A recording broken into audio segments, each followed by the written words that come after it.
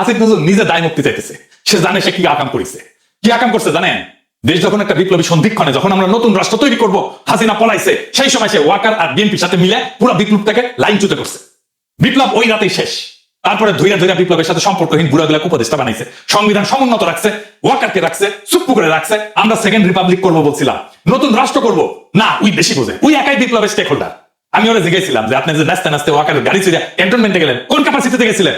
কয় পলিটিক্যাল পার্টির বাইরে যে সিভিল সোসাইটির অংশ আছে সেই হিসেবে গেছি। আমি কইলাম ভেরি গুড। তাইলে এখন বলেন, ওই যে কয়েকদিন ঘুটু করলেন, সিভিল সোসাইটির কার সাথে কথা বলে ঘুটুটা করেছে? কার সাথে পরামর্শ করছে? আপনি একা হারকিউলিস হয়ে গেছেন কেন? আপনি কার সাথে কথা বলেন না কেন? কার সাথে আলাপ করছেন? কার সাথে আলাপ করলেন? আপনার হাত জগন্নাথ নিজে যা ভালো বুঝেছে তাই করেছে। একটা সাক্ষাৎকারে দেখলাম আজিম নজরুল কইতেছে তার বাসায় বসে ছাত্ররা উপদেষ্টা বানাইতেছে, সে মাঝে মাঝে পরামর্শ দিতেছে, কইতেছে এমন কেমন লাগে? সচিবেরা কথা শোনে না, পুলিশেরা কথা শোনে না, পাবলিক শোনে না কথা, কোথাও গেলে পাবলিক আটকায় ফেলে, ভুয়া ভুয়া স্লোগান দেয়।